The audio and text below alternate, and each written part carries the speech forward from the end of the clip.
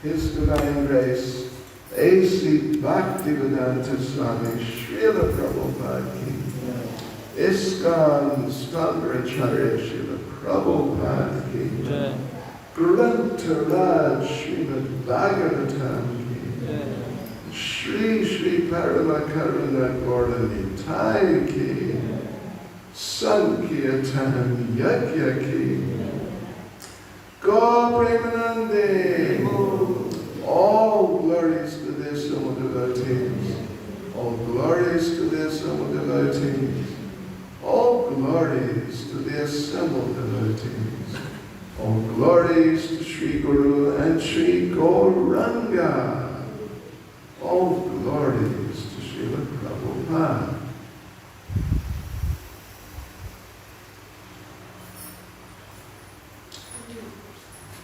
Om Namo Bhagavate Vasudevaya.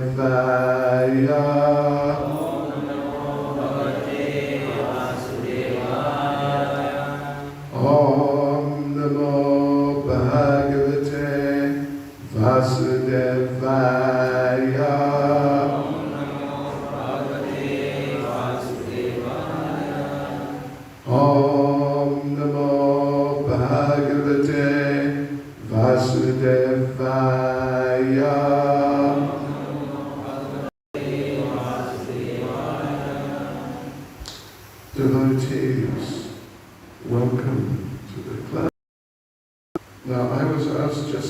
choose a verse, and there's a verse I'm thinking of. I just have to look it up. It'll take a moment.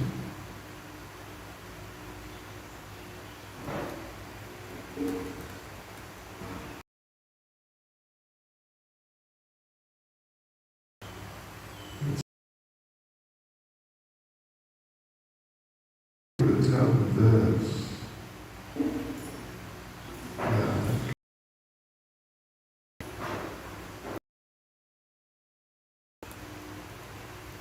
Here it is. Srimad Bhagavatam, Canto 2, which is really one of my favorite verses. Verse 16. Chapter 2 is titled Divine Servants.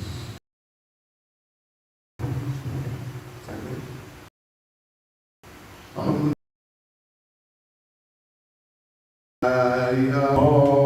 Namo Bhagavate Vasudevaya. Om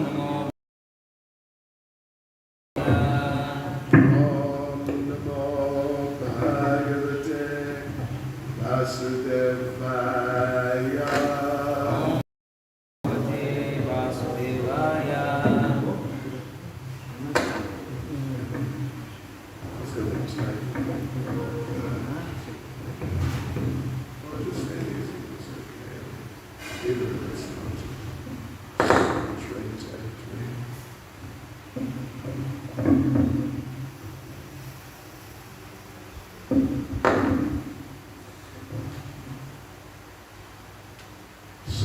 I'll just read the verse.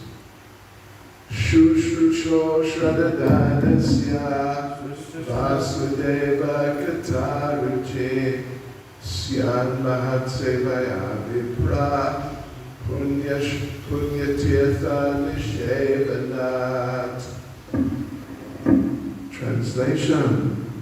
O twice born sages, by serving those devotees who are completely freed from all vice, great service is done. By such service, one gains affinity for hearing the messages of Vasudeva. Purport by Srila Prabhupada. The conditioned life of a living being is caused by his revolting against the Lord. Hare Krishna. Hare Krishna. The conditioned life of a living being is caused by his revolting against the Lord. There are men called devas, or godly living beings, and there are men called asuras, or demons, who are against the authority of the Supreme Lord. In the Bhagavad Gita 16th chapter, a vivid description of the asuras is given, in which it is said that the asuras are put into lower and lower states of ignorance, life after life, and so sink to the lower animal forms and have no information of the absolute truth, the personality of Godhead. These asuras are gradually rectified to God consciousness by the mercy of the Lord's liberated servitors in different countries, according to the supreme will. Such devotees of God are very confidential associates of the Lord, and when they come to save human society from the dangers of godlessness, they are known as the powerful incarnations of the Lord, as sons of the Lord, as servants of the Lord, or as associates of the Lord. But none of them falsely claim to be God themselves. This is a blasphemy declared by the Asuras, and the demoniac followers of such Asuras also accept pretenders as God or his incarnation. In the revealed scriptures, there is definite information of the incarnation of God. No one should be accepted as God or an incarnation of God unless he is confirmed by the revealed scriptures. The servants of God are to be respected as God by the devotees who actually want to go back to Godhead. Such servants of God are called Mahatmas or Tirthas, and they preach according to particular time and place. The servants of God urge people to become devotees of the Lord. They never tolerate being called God. Sri Chaitanya Mahaprabhu was God himself, according to the indication of the revealed scriptures, but he played the part of a devotee. People who knew him to be God addressed him as God, but he used to block his ears with his hands and chant the name of Lord Vishnu. He strongly protested against being called God, although undoubtedly he was God himself. The Lord behaved so to warn us against unscrupulous men who take pleasure in being addressed as God. The servants of God come to propagate God consciousness, and intelligent people should cooperate with them in every respect. By serving the servant of God, one can please God more than by directly serving the Lord. The Lord is more pleased when he sees that the servants are properly respected, because such servants risk everything for the service of the Lord, and so are very dear to the Lord. The Lord declares in Bhagavad Gita 18:69 that no one is dearer to him than one who risks everything to preach his glory. By serving the servants of the Lord, one gradually gets the quality of such servants, and thus one becomes qualified to hear the glories of God. The eagerness to hear about God is the first qualification of a devotee eligible for entering the kingdom of God. Let me just read this again. Excuse me. Make the most situation. It's okay. Right, so the verse again. Shushisho Shradhanasya Vasudeva Kata Ruchi Syam Mahatselaya Vipra Punya Shevanat. O twice born sages, by serving those devotees who are completely freed from all vice, great service is done. By such service, one gains affinity for hearing the messages of Vasudeva. Om Vishnu Padaya Krishna Prestaya Bhutale Shrimati Bhaktivedanta Saraswati Nanade Namaste Saraswati Deve Gauravani Prachane Nirvishesha Shunyavadi Chadeshitarne Sri Krishna Chaitanya Prabhu Nityananda Sri Advaita Gadadhara Srivas Adi Gaura Bhakta Vrinda Hare Krishna, Krishna Krishna, Hare Hare, Hare Rama, Rama Rama, Hare Hare. Vajkapatarubhyascha kripasindu yevacha, Padidana Pavanebhyo Vaishnavebhyo Namo Namaha, Srila Prabhupada Ki Jai. So just one question. Does everyone understand English okay? Really? Okay. Mataji, you understanding? Oh, good. Sorry, excuse me. Okay. So, yeah, this is one of my favorite verses in Srimad Bhagavatam. And it's just a very important verse. This is the second chapter of the first canto. And it has a position, or nature you could say, which is quite similar, maybe not entirely, but it's quite similar to the second chapter of Bhagavad Gita. Second chapter of Bhagavad Gita, of course, is titled Contents of the Gita Summarized. And that's what it is. It is a summary in advance before we get into the Bhagavad Gita. I mean, much more.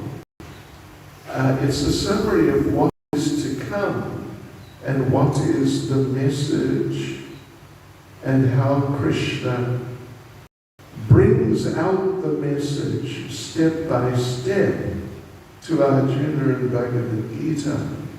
So the second canto here of Srimad Bhagavatam, of the first canto, it is like that. It doesn't exactly deal with everything like the second chapter of Bhagavad Gita. Very briefly, it deals with everything which is going to come through the Bhagavad Gita. So, but the second chapter of first canto of Bhagavatam doesn't exactly do that with everything in the Bhagavatam, but it certainly does explore and really define what is the main message of Srimad Bhagavatam, which is that one should, well, in Bhagavad Gita, the idea is one should become a devotee, and sarva dharma parityajya, one should surrender to Krishna, as opposed to just being engaged in material life. So the message of Srimad Bhagavatam, in a real nutshell, is that one should come to the level of pure devotional service, not just become a devotee in a general type of sense, but one should come to the perfection of pure devotional service, ultimately in Vrindavan. This is the message of Srimad Bhagavatam. I mean, the essence of it. Yeah, the main point. And this verse, I mean, the second chapter of the Bhagavatam is pointing that out and just really making it very, very clear. And this verse, in that sequence of verses in the second chapter of the first canto, is making a really important point in that regard. That is that if you want to come to the level of pure devotional service, Shuddha Bhakti, with no contamination, on the highest level of love for Krishna, then really the first thing, and in a sense, ultimately, the main thing you should do is serve the devotees. It may sound like, a related point, but not exactly the point, because the point is to become a pure devotee of Krishna. And this is now becoming a devotee of the devotees. It's, slightly different, but it's not. It's not. It is the essence of the point, that to develop love for Krishna, you do it through developing love for the devotees, which of course means that become serving the devotees. Serving the devotees. It's not just an emotion like, oh, I love you. Oh, that's sort of emotion. Yeah, no, but it's expressed, it's manifested in reality through service. So, there's an interesting verse. It's in the 11th canto, where Lord Krishna is instructing Uddhava. And that's a part of the Srimad Bhagavatam, which we may not focus on so much. I mean, many devotees have not even read the whole Srimad Bhagavatam. But even those who have read the whole Srimad Bhagavatam, they may not put so much emphasis on the 11th canto. But it's really so important, actually. But anyway, the thing is, there's one verse there. There's one verse in the 11th canto where Lord Krishna, I am paraphrasing a little to just draw out the meaning, but Lord Krishna says to Uddhava that serving the devotees is a more effective way of developing love for God than trying to develop love for God. How does that sound? Sounds a bit extraordinary, doesn't it? But that's the point. Serving the devotees is a more effective way of developing love for Krishna than trying to develop love for Krishna. Shri Shri Parama Karuna Gornitai Jai Ho. That's the correct name? Parama Karuna? Oh, Nitai Karuna, sorry. I can't say sorry. Terrible yet, but I will learn. A few essential things. Okay, so here we go. Let us get into it a little further. We don't really have much time. And, it's a deep subject. But Prabhupada is emphasizing this point here. Prabhupada says, let me just read, it's the last paragraph. By serving the servant of God, one can please God more than by directly serving the Lord. That's what Prabhupada says in this purport. Right here. 126 Srimad Bhagavatam. Yeah. The Lord is more pleased when he sees that his servants are properly respected. Yeah. So this is one of the great, you could say, secrets or essential subtleties of Krishna consciousness, that we should really serve the devotees, appreciate the devotees, develop relationships with the devotees, and that will become the main factor in helping us develop Krishna consciousness or love for Krishna. Just like I heard Prabhuji, you're distributing Srila Prabhupada's books. Right. Well, very good. Very good.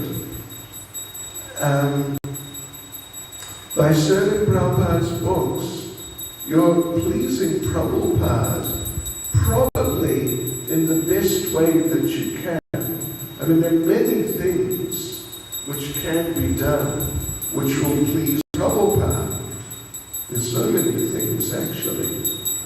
But amongst those many things, distributing Prabhupada's books is special.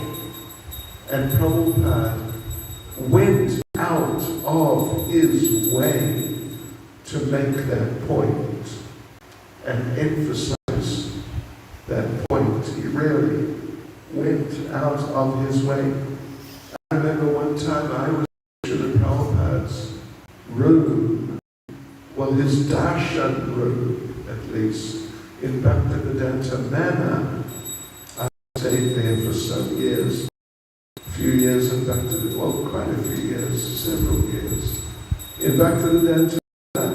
So one day, it was 1974 sometime, and Srila Prabhupada was giving darshan, and there was only about, not more than 10 of us in the room. There might have been 7 or 8 or something.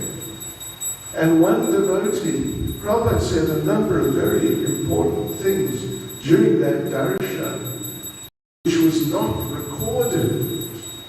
Yeah, I mean really. But anyway, one thing was, devotee asked Prabhupada, how do you distribute your books? What should we say? And Prabhupada was sitting down there, we were all sitting down. Prabhupada stood up, picked up a book, walked over to one of the devotees, sitting there, and stuck the book in his hand. And Prabhupada said to the devotee, he said, "My dear sir, I can see you are very intelligent. In fact, you are the most intelligent person I have met today. But my request of you, sir, is please forget all your nonsense and read this book." I was there. I was sitting closer than any of you are sitting to me. I was sitting that close to Srila Prabhupada. Yeah. I'll tell you another really interesting thing, I think, which Prabhupada said. And when he said it, he looked at me. He looked right at me. A devotee asked Prabhupada that if you are on a desert island and there's just one animal there, you and one animal, and all that's left, there's nothing else. There's just nothing else alive. It's just you can't eat the sand. It's a desert island. So the devotee asked Prabhupada, would it be all right to eat the animal? That's an interesting question, isn't it? And Prabhupada looked right at me. And Prabhupada said, a devotee would rather die. Anyway, but let's focus here. Let's get focused. So here, this is Sutta Goswami speaking, actually. Sutta Goswami. That by serving the devotees, I mean, particularly the very advanced devotees, serving those devotees who are completely freed from vice, great service is done. By such service, one gains affinity for hearing the messages of Vasudeva. Vasudeva is Krishna, the son of Vasudeva. Vasudeva, Vasudeva is a different. Right, so we know, of course, in in the 7th canto, Prahlad Maharaj lists out the 9 devotional activities, or just the 9 devotional activities, not just the main ones, but just the 9 devotional activities. Shravanam, Vishnu Smaranam, Padasevanam, Vaishnam Vandanam, Dasyam Sakyam Atmanivedanam. First is hearing, then is chanting. Yeah. So first is hearing. So therefore, and Prabhupada emphasizes so much. I'm teaching Bhakti Bhagavatam at the moment, Bhagavatam up to and including 6th canto, and I'm prepared in advance. My preparation, I'm up to the middle of the 3rd canto. And of course I read the Bhagavatam before a number of times, but I have noticed some things in terms of Prabhupada's presentation of his purpose.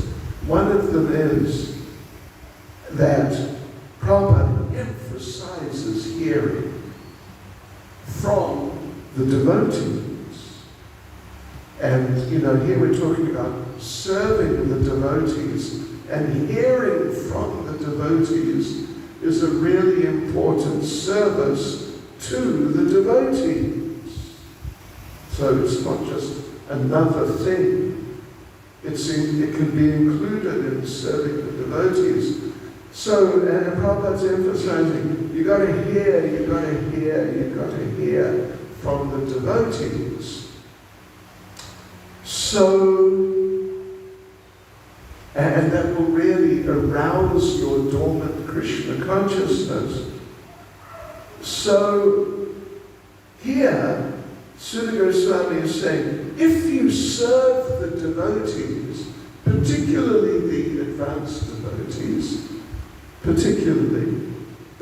the devotees, it can also be taken in the broader sense of just the devotees, then the result, or at least one of the results you'll get, is you will develop an affinity, means like an attraction, an attachment for hearing the messages of Lord Krishna, like Bhagavad Gita, and like Srimad Bhagavatam, etc., Chaitanya Charitamrita.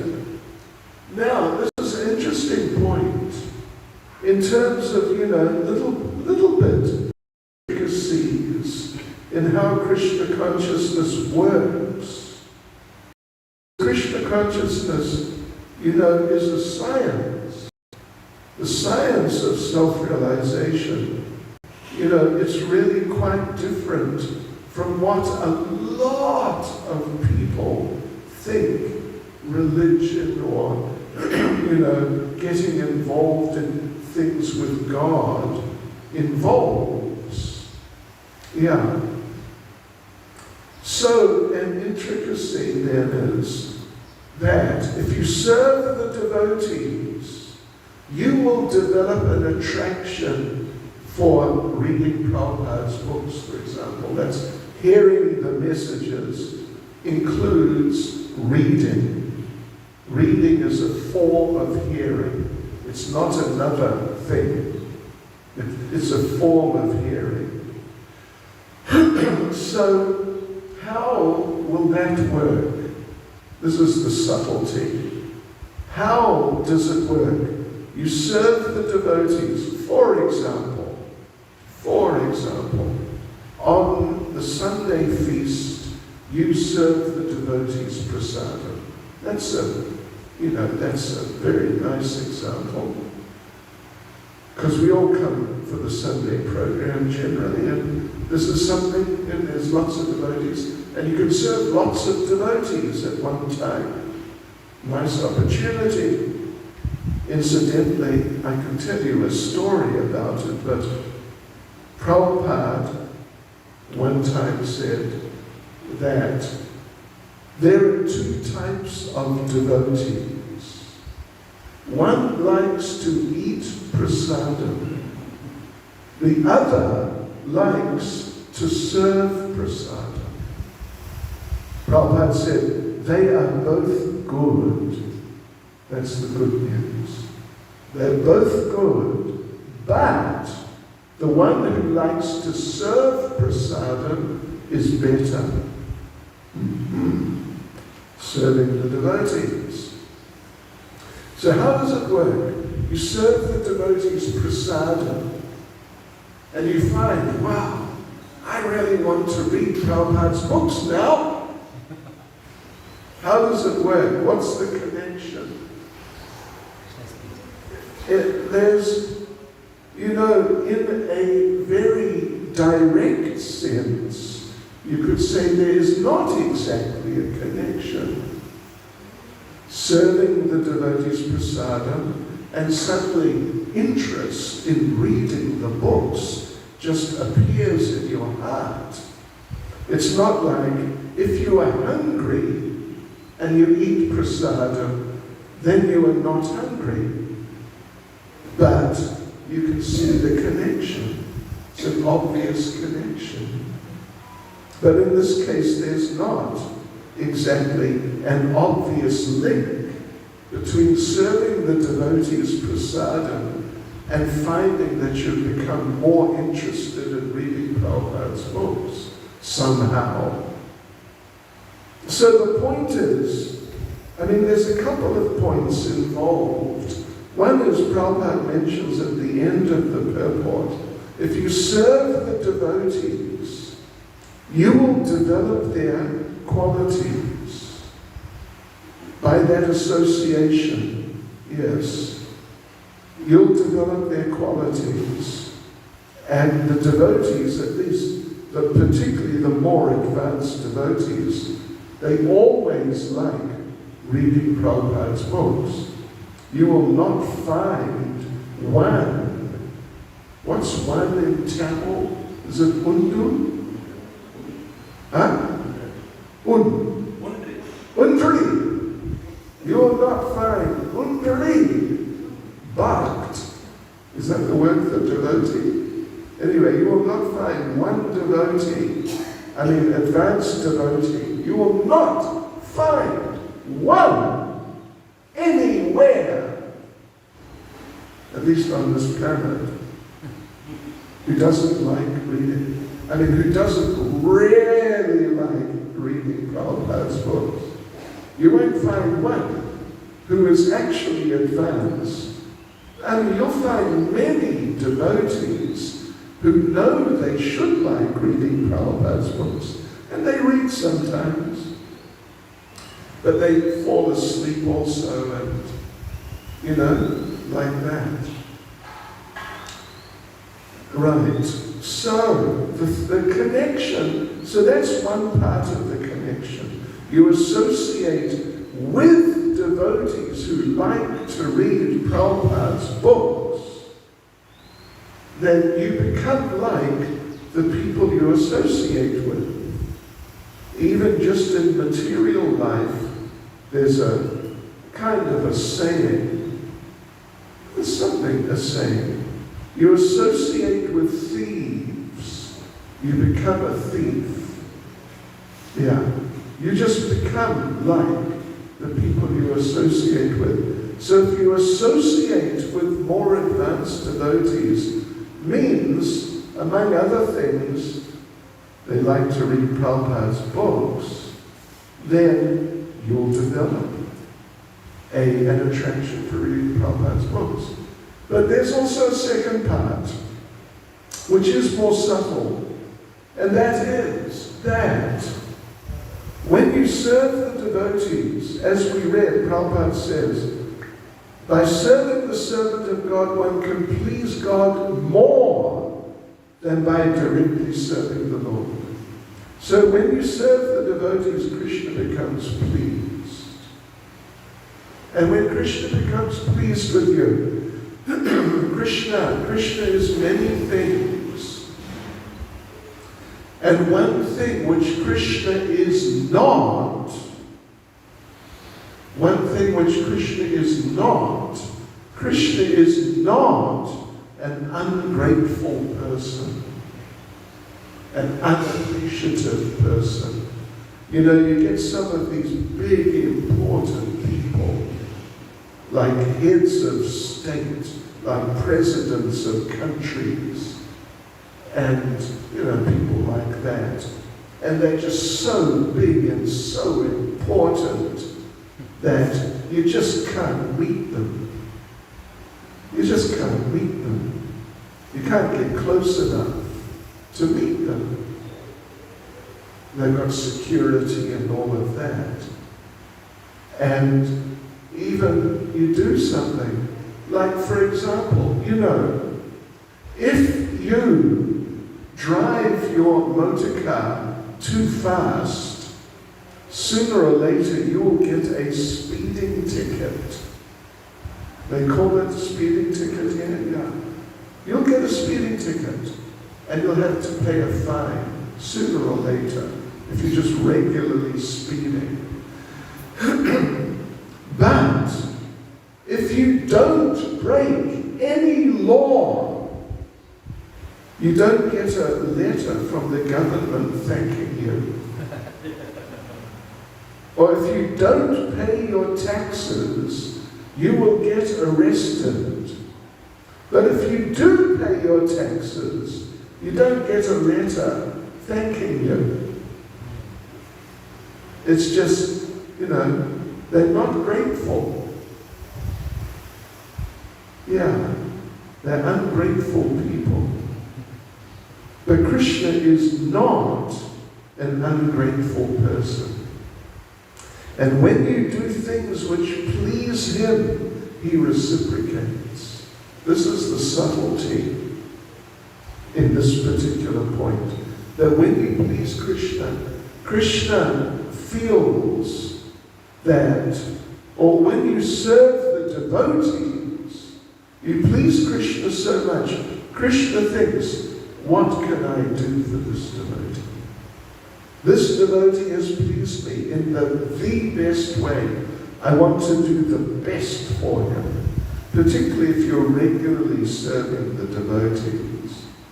And so Krishna then gives you the best thing he feels he can give you. And what is that? Well, it's an affinity for hearing his messages. To hear about Krishna in terms of, you know, like sadhana, the actual specific sadhanas, hearing about Krishna is emphasized the most. Just like Prabhupada or Krishna Radha in Bhagavad Gita chapter 10 verse 8. Aham sarvasya prabhava mata sarvam pravartate iti matva bhajante mam buddha bhava samanvita. Oops, sorry, no, wrong verse. Verse 10. Tesham sadati yuktanam bhajatam priti purvikam dadami buddhi yogam tam yena mahu vyatite. To those who are constantly devoted to serving me with love, I give the understanding by which they can come to me. So when Krishna feels really pleased with you to the maximum, he gives you the best thing he's got to give, which is the understanding by which you can come to him, which means hearing about him. So yes, Krishna within the heart then, if you serve the devotees very nicely, Krishna sees that and he gives you that taste. Suddenly you'll just find it arises out of apparently nowhere, an interest in studying Srila Prabhupada's books. So there you go, devotees, a few thoughts on the subject. And sorry, we've gone over time, but such is life. you all from the Kirtan Lila were not here, and so we decided to just carry on. Hare Krishna. Srila Prabhupada Ki Jai. I mean, that was just a very simple sort of the subject. Any comment or question? Oh, yes, sir. Because they told me, the devotees in Ipoh are very intelligent and thoughtful, and therefore they have many questions. Yes, sir, please go ahead. Maharaj said Vasudev and Vasudeva. Which is Krishna and which is the Father? The Father, see, it's not Vasudeva, Vasudeva. It's Vasudev and Vasudeva. Vasudeva is the Father. See, there is, within the Vedic tradition, and the Vedic tradition is really big. There is it's certainly not a rule, but there is a practice or, what would you say, a suggestion or something like that, that when the father and mother have a son, can name the son with the same name as the father, but modify it slightly. So it's not just the same. So therefore, normally done, if they decide to do that, is lengthen the first syllable of the father's name. So therefore, Vasudev becomes Vasudev. And Vasudev is Krishna. I mean, if you could read Sanskrit or, Hindi, if you just read Hindi, then you just look and see where Vasudeva, that Krishna's father, is mentioned. You'll see that it's not the long A, it's the short A. It's just alphabet, it's as simple as that. I mean, if you can read Sanskrit, well, you could read Hindi though, right? Oh, I thought you read Hindi. It's child's play. Literally. It's easy. But yeah, if you could read just Hindi, and, except for one letter, it's the same as Sanskrit, then you'll see where Krishna's father is being addressed, there's a short A, and when Krishna is being addressed as Vasudeva, it's the long A. It's simple. It's a practice, like a social practice, which is done sometimes. Thank you for the question. Yes, sir. You mentioned about actually reading Srila Prabhupada. Please explain. Actually reading. I didn't really say that. It means actually reading. Literally. I didn't really say like that. But,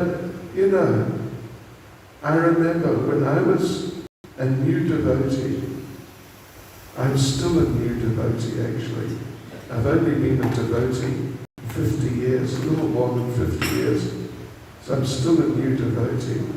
But when I was a really new devotee, we were on traveling Sankirtan in England and particularly Ireland, distributing Prabhupada's books. And pretty much, I was sleeping 5 hours. That was the program. So when I would sit down to read Prabhupada's books, I would often fall asleep. Because, not actually really sleeping as much as the body requires.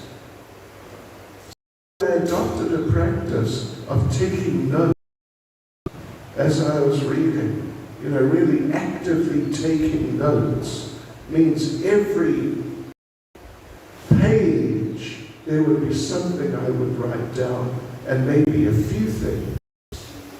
And you know, it kept me awake. That was the first thing it did.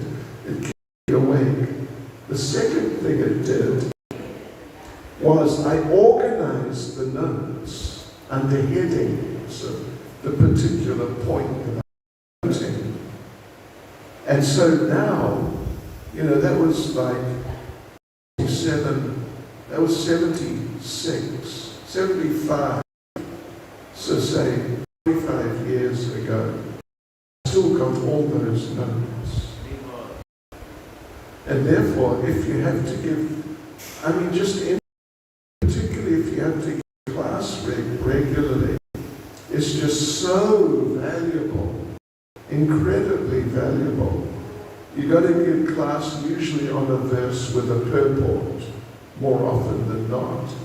And you just have a little read through and you see this point is there, that point, another point, you know, there's a few points, and you just go back to your notes and you've got all these quotations on the particular points. I tell you, it works better than trying just to remember things. In fact, Prabhupada said in Kali Yuga, good memory means write it down. Yeah. And I can tell you, here's an interesting bit of trivia. Well, it's actually very interesting. People, not devotees, just people who do research into different things. There are people who research how to present lectures, how to present seminars, you know, educational things where you're trying to get the message across and people are going to be interested on it. And they say, here's something, you don't write it down like and you don't write points down. You will remember, on average, people remember around 7% of what they've heard. If you write it down, means just one time, you just write it down. Don't even go back to it.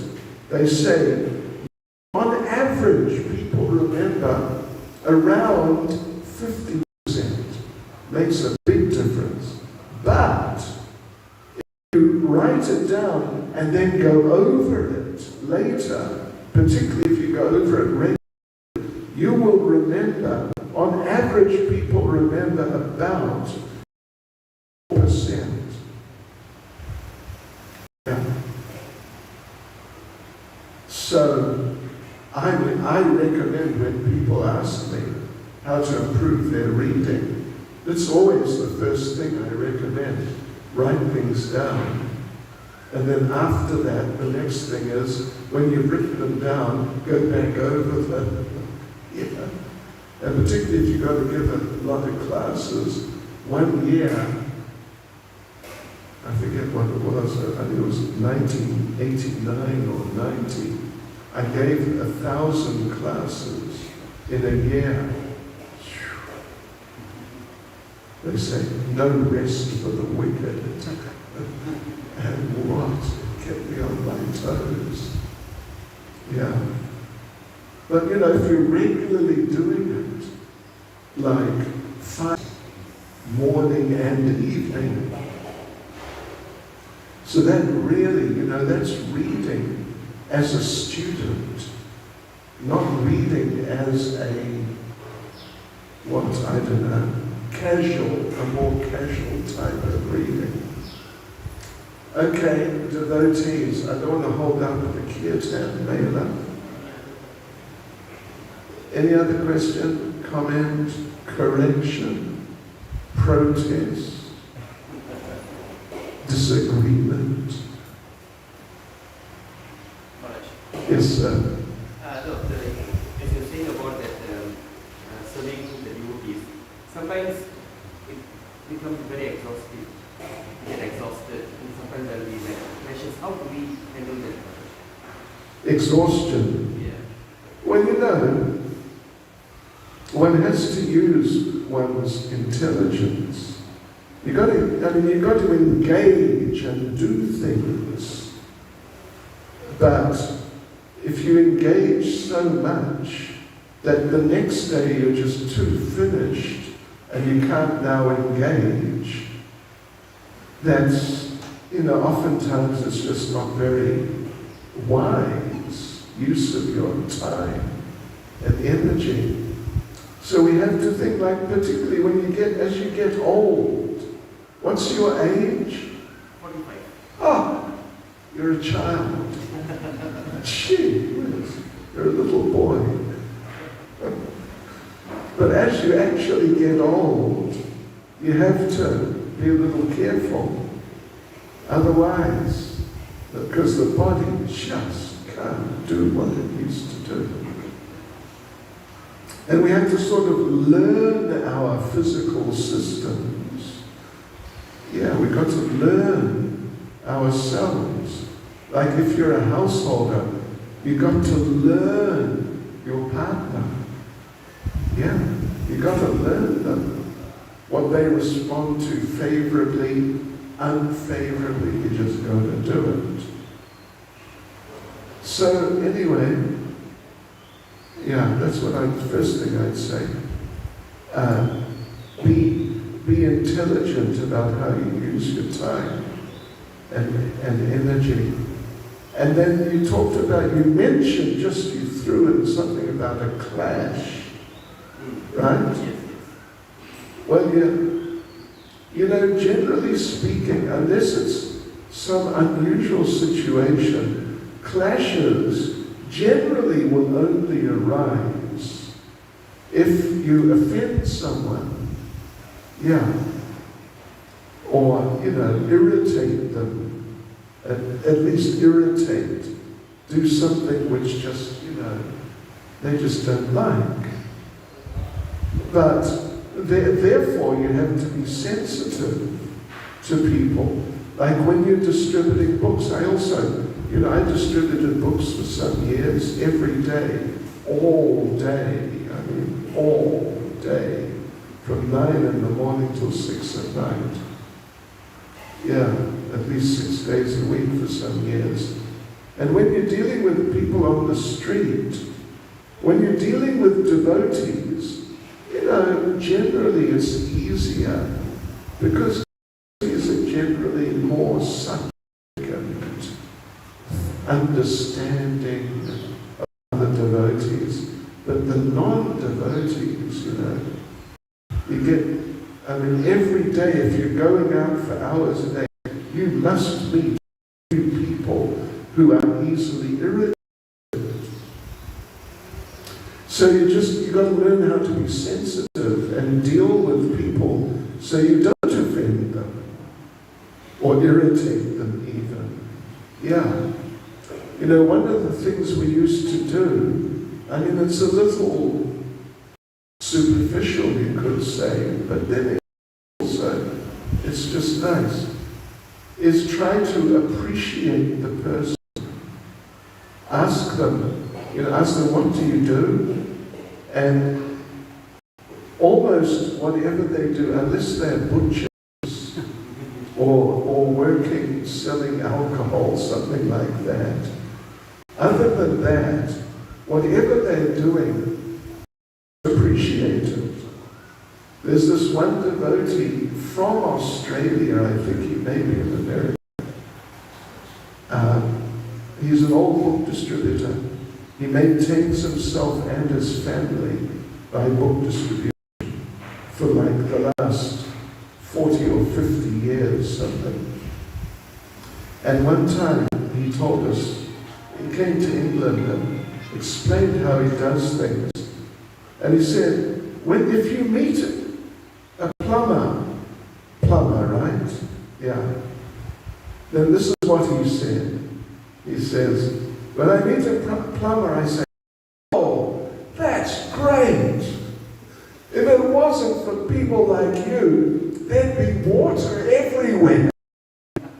And of course they laugh, you know. If you do it in a friendly way, they become amused. Yeah, but if you're too sort of serious, take this book. It will save you from your nonsense. Some people will get irritated. So, you know, the thing is this. This is such an important point. Krishna consciousness is always, basically always, personal. It's never really impersonal. And therefore we always have to... Prabhupada told Bhakti, who passed away unfortunately, from it. And Bhakti Churu Maharaj told me that Prabhupada told him, what is Krishna consciousness? It is the development of a personal relationship with Krishna. That's what it is. But it is disguised as a process. Process means, you know, like press button A, then press button B, and then pull the lever, and step on the pedal, like in a factory. It's just a repetitive process. And even, of course, Prabhupada actually referred to Krishna consciousness as a process many times. But ultimately, it's certainly not just a process. You just do this, and you just don't do that, and you just do something else, and you just don't do another thing. That's a process, mechanical. Krishna consciousness is essentially always personal. So we have to deal with people in personal ways. Even like when you're on the streets and you're dealing with hundreds of people in a day. But still, you've got to deal with them personally. And they'll feel it. I mean, many of them will feel it, and they'll appreciate if you're dealing with them in personal ways, and particularly the devotees. Yeah, but we should all try to do some service for at least one devotee. What did you say? Undi. Undri. Undri. Undru. I'll get it. We'll try. Just one devotee. You know, like, if you can do it every day, but at least every week. You know, if you're a householder and you're not coming to the temple so regularly, at least if you're coming for the Sunday program, at least try to do something devoted. Like, you know, nectar of instruction, it's verse 4, Dadati Pratigrinati, you know that verse? Guyamakirti Princhati. 6 exchanges of love. The first is Dadati, to give, a gift. Second is to accept a gift if it's offered to you. So we can just think, when was the last time you gave another devotee a gift? I mean, it doesn't have to be something expensive, but even, you know, like a flower which was offered, or a tulsi leaf or something. I mean, we should think, when was the last time I did that? And for some, it may be quite a while ago, I don't know. Maybe it was today also. Last night, I gave Kripa Sindhu Prabhu a garland. That was the last time I gave someone a gift. Hare Krishna.